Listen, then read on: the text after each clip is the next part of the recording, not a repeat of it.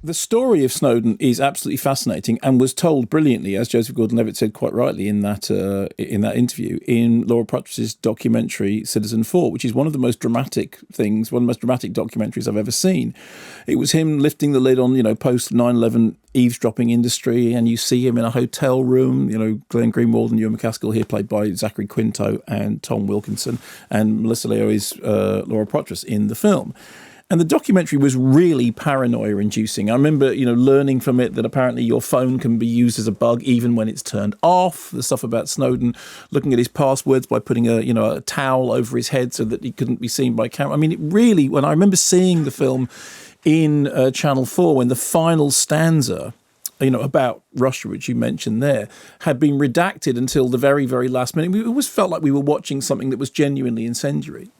So the problem is Oliver Stone's drama substantially more dramatic than the documentary? And the answer is no. In fact, if anything, it's oddly more inert than the documentary. The documentary is incredibly dramatic. I mean, real edge-of-your-seat, tense thriller stuff.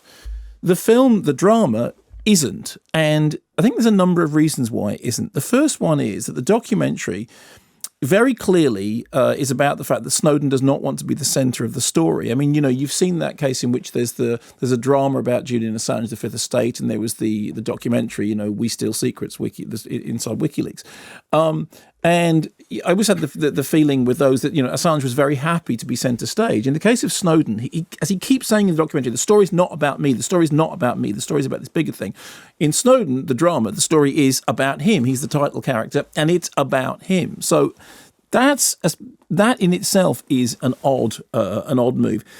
The second thing is that whilst the documentary managed to make really complicated tech stuff understandable, the drama, oddly enough, seemed to make it really complicated again in a way which it was almost like I felt I came out of the drama knowing less about the important issues than I did when I went in.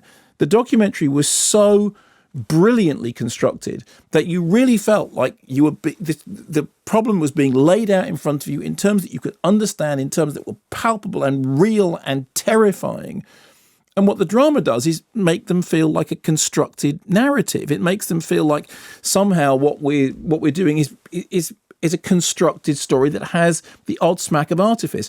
This isn't helped by the fact that, this being an Oliver Stone movie, there are sections in which people shout, which from what we know from the documentary is that doesn't appear to be the case. The most terrifying things in the documentary are people in a room talking like this and worrying like this and talking like this. But because it's the documentary, there's a section when people have to raise their voices and Zachary Quinto has to act up, and it starts to feel like an Oliver Stone movie. Now, I'm a fan of Oliver Stone up to a point.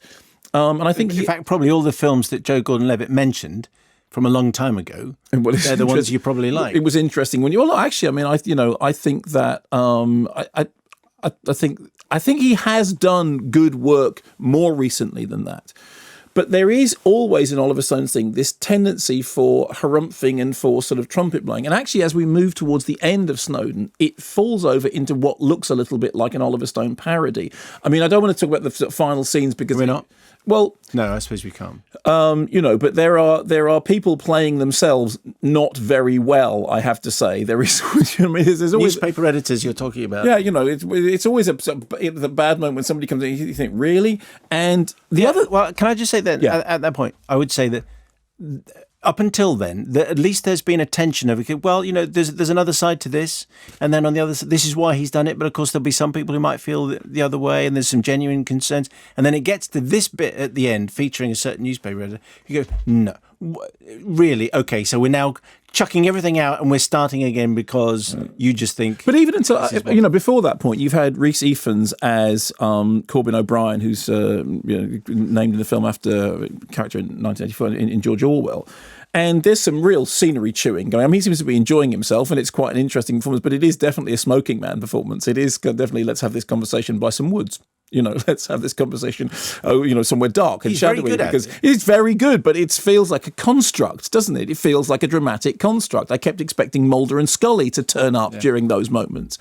And there's nothing wrong with that because I like the X-Files, but, well, not so much the new X, with the old. So you take the weird thing about a documentary which was absolutely factually true and riveting and dramatic and, made your palms sweat with tension. And then you turn it into a drama which is oddly inert, oddly undramatic, and somehow seems to lack the piercing truth of the doc. It's not a film without merit, but if you've seen Citizen 4, there really isn't any need for it.